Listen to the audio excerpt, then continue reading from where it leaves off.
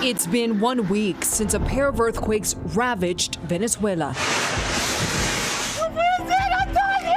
It was like a minute and a half. The entire house shaking. The number of people killed, now over 2,000. Tens of thousands more are still missing. But the push to find them is not letting up. While search and rescue is underway, the priority shifting to those who survived. The needs are all over the place. And South Florida is sending support. Everybody's really turning out huge support for them. It's not easy to just stay home and do nothing. Always something that you can do from far away. Tonight, how you can make a difference as the need grows and bring hope for Venezuela. You're taking a look now at where the earthquake struck. The two earthquakes, magnitude 7.2 and 7.5, just northeast of San Felipe. Drone video from Carabayeda shows a major housing complex completely collapsed. Many of the affected residents had originally been moved into the apartments after losing their homes during the severe flooding back in 2010. Now, closer to home, we want to show you a live look at the Global Empowerment Mission headquarters right here in Doral. This is where the South Florida community is coming together to send aid to the devastated country. More than 3,000 volunteers have come out to help just this week. Many of those volunteers at GEM pausing for a moment of silence right at 6:04 p.m., the time the devastating quakes began. Good evening, and thank you so much for joining us. I'm Erica Gonzalez. I'm joining you live from inside of GEM headquarters. The State Department tells us this is the largest humanitarian aid response by the U.S. government in 30 years. And as you've seen, the need is great, but so is the outpouring of help. That is why CBS Miami and Neighbors for Neighbors have partnered with Global Empowerment Mission to help bring hope to the people of Venezuela. If you want to help, you can scan the QR code. It's on your screen right now to donate to GEM's Earthquake Relief Fund. That same QR code will be at the very bottom of your screen for this whole half hour. Acting Venezuelan President Delcy Rodriguez today declared a 7-day period of mourning. 2,295 people have died. More than 11,000 are injured and tens of thousands more are still missing. Civilians, mostly alone, have been searching for loved ones among the piles of rubble out there. Residents attribute most rescues and recoveries to fellow Venezuelans and foreign teams. They say some men and women in Venezuelan uniforms have just stood by watching. CBS News Miami's Manuel Bojorquez joins us now with what's happened in the past week and what comes next. Manny. Watch all of this unfold from afar and are feeling helpless. This has been the way to help, to either bring donations out here or to volunteer their time with the organization. I think we can all recall what it was like to see those first images emerging from Venezuela after the earthquake struck, images that were both jaw-dropping and heartbreaking. Just after 6 p.m. local time, a 7.2 earthquake sent people running into the streets, looking up in fear as debris rained down. Less than a minute later, a stronger 7.5 quake unleashed another wave of destruction. This was Simón Bolívar International Airport. Clouds of dust from falling debris and panic filled the air. Grave la situación que estamos viviendo acá. It's a grave situation we're living here, said this man. It is grave indeed. It's the heaviest quake I felt in Venezuela. What was revealed in the days that followed is untold devastation, both in Caracas and the hard-hit city of La Guaira. Entire buildings collapsed. Entire sections of neighborhoods are gone, along with so many who once called this home. Thousands of Venezuelans are injured, tens of thousands missing. Amongst the rubble, the shock soon gave way to frustration at the Venezuelan government, which was unable to deploy enough heavy machinery for search and rescue operations, leaving people to use their bare hands. Queremos apoyo. Queremos máquinas. We need support, we need machinery, pleaded this man. A country already dealing with political and economic crises now plunged into this one. As more international rescue groups arrived, there were glimmers of hope. Days after the earthquakes, survivors were being pulled from the rubble, some of them children. Rescue teams from around the world and here in South Florida raced to find hope amid the ruins.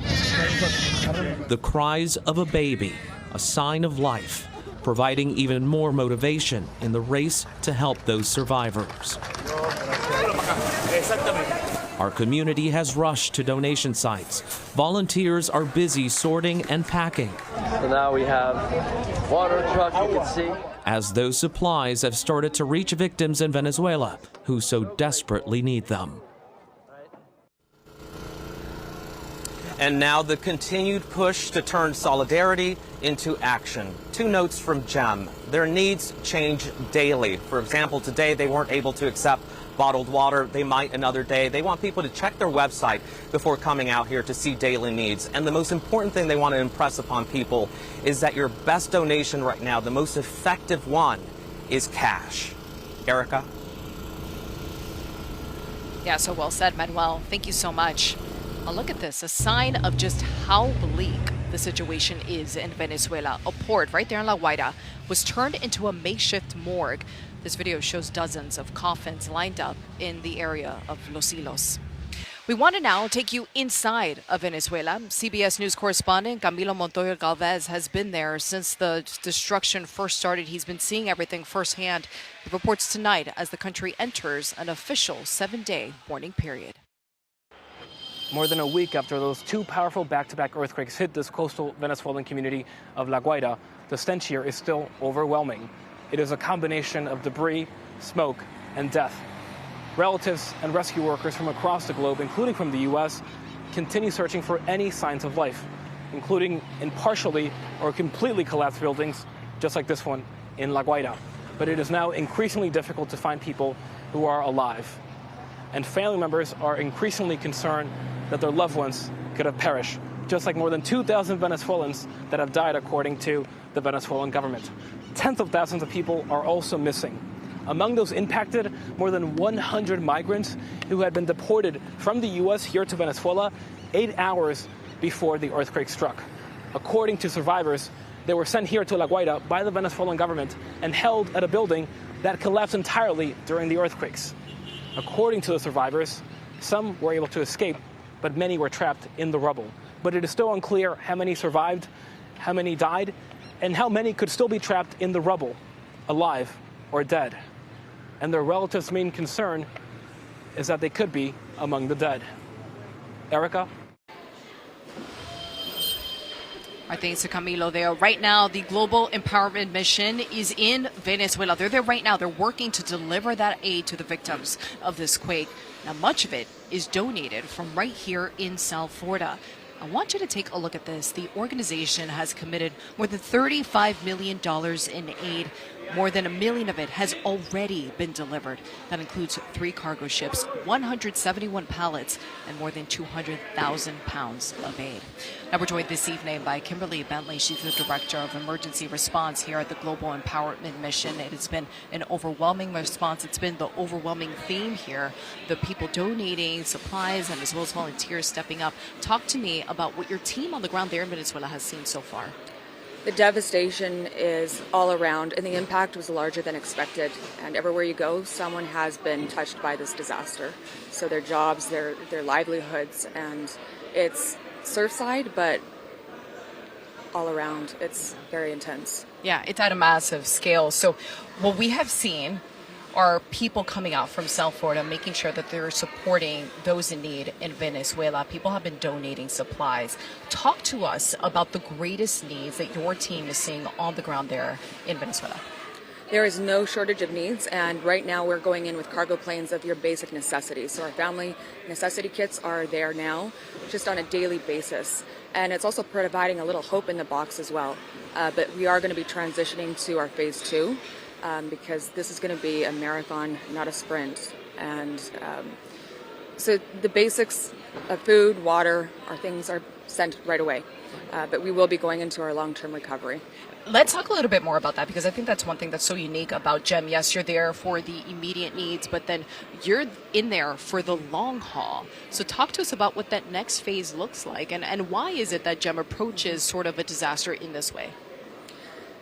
We are still in areas that have been impacted from years back, and we're not going anywhere. We want people to know that we will be the first on the scene, providing that hope and sustenance, but we're not going anywhere, and this will be a long-term thing, and that's why we're transitioning into monetary donations so that the dollar can go further and we can sustain the local economy and help them rebuild.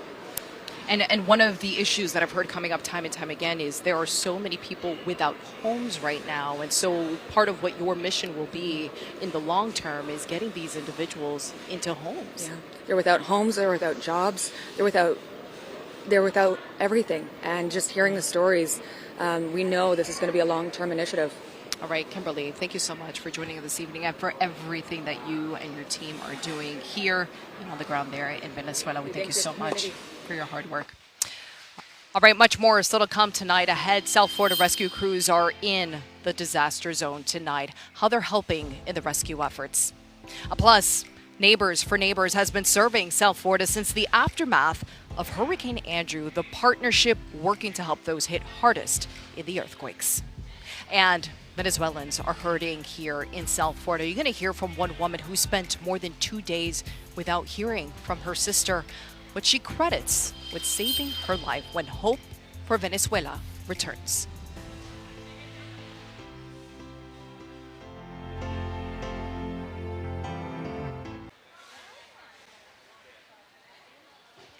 Welcome back to the CBS News Miami special, Hope for Venezuela. It's not too late to get involved in the relief effort, and you can do it from your home right now. You can donate to the ongoing relief efforts by using the QR code. It's right there at the bottom of your screen. You can also visit cbsmiami.com/donate to help. And this is why we've committed this half-hour television to doing our part. Members of the Venezuelan community spending the last week pleading for help to find missing relatives.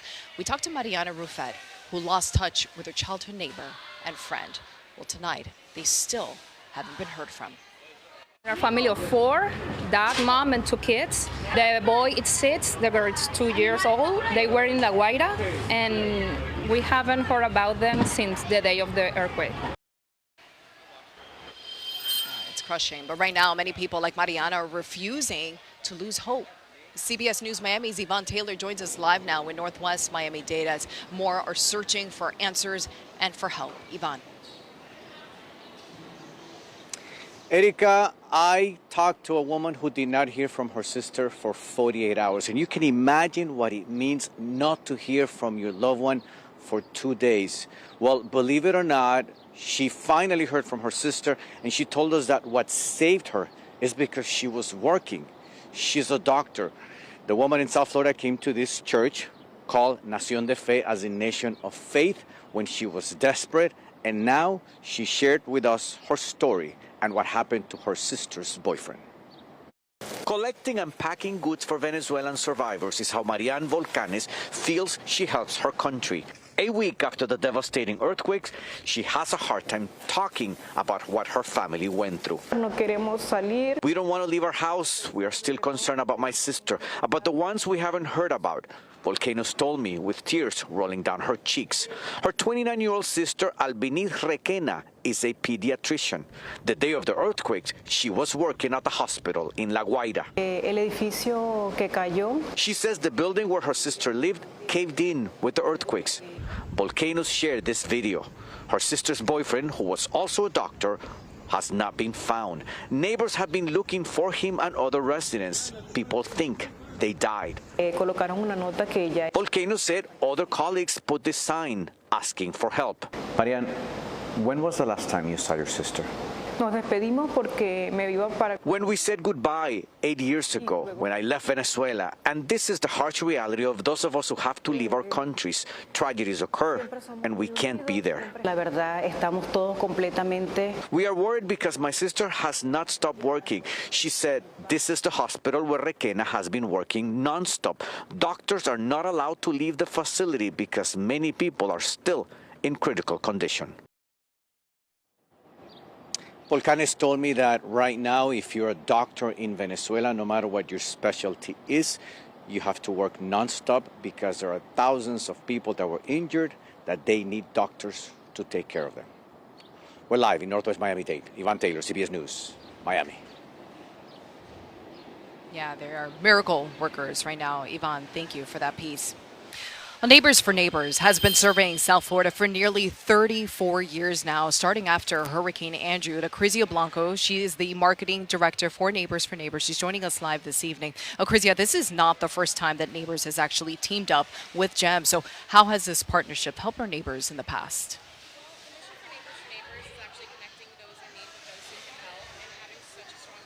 GEM, which is a little young, but still it's very mighty, has enabled us to go ahead and make sure that all of the help that has been given gets to the people who need it. All right, Crizia. And then also we want to let our individuals know who are watching that there is a QR code at the very bottom of the screen. And because you guys have created a fund, it's the Earthquake for Venezuela Relief Fund, and individuals can donate there. And talk to us about the need for those donations right now in this particular instance. Right. Well, actually, we just checked a little bit while ago, and since our involvement on Friday, we've been able to raise about $20,000 so far, which is really great. But honestly, it doesn't end there. I mean, all the supplies, the money that's going to go to the people who need it, it's not just something that's happening now. This is going to be efforts for years to come. So we do need as much as we can get. If you can, please donate. And then also, do you have any message for viewers who are watching right now, who are maybe on the fence about whether or not they should support this effort? I can honestly say that if you are thinking about it, any little bit helps. I mean, from $5 donations to anything that you can possibly, part with or, buy, please do it. Crizia, thank you so much, and thank you to Neighbors for Neighbors for all that you do over the last 3 decades. Thank you. All right, still ahead, when tragedy strikes, many look towards their faith for hope, when one priest is telling his Venezuelan parishioners tonight. This is CBS News Miami. Hope for Venezuela, live from Global Empowerment Mission Headquarters in Doral. We'll be right back.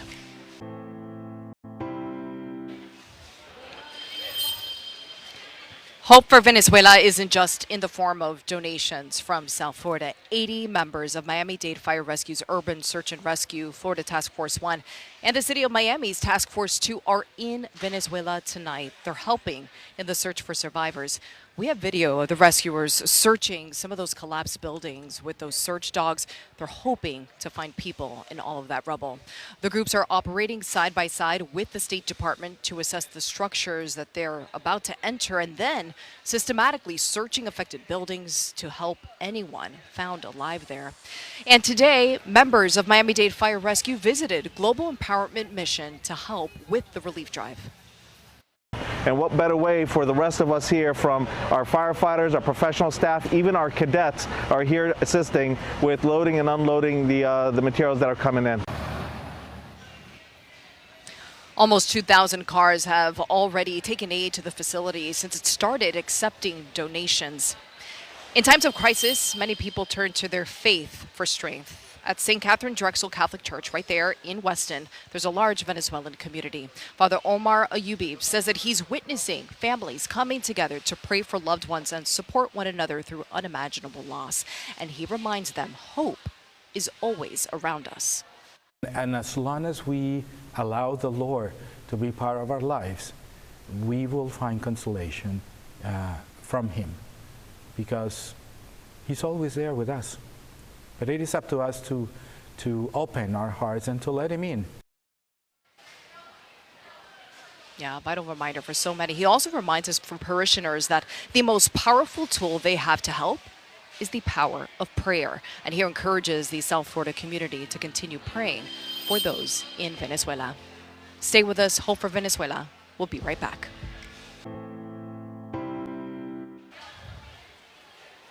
With so many people who have died or injured or are missing, it's easy to get lost in this tragedy, but it's also important to look for sources of hope and resilience. So look at this, a crews from El Salvador working for hours to save this little dog named Giselle. It took them 5 hours, and they made it happen. We mention this because nothing unites people, the world, even more than supporting those who need it the most. You can be part of that. We want to encourage you to donate if you can. Scan that QR code and donate. Any bit will help in this effort. And we thank you so much for joining us tonight for Hope for Venezuela.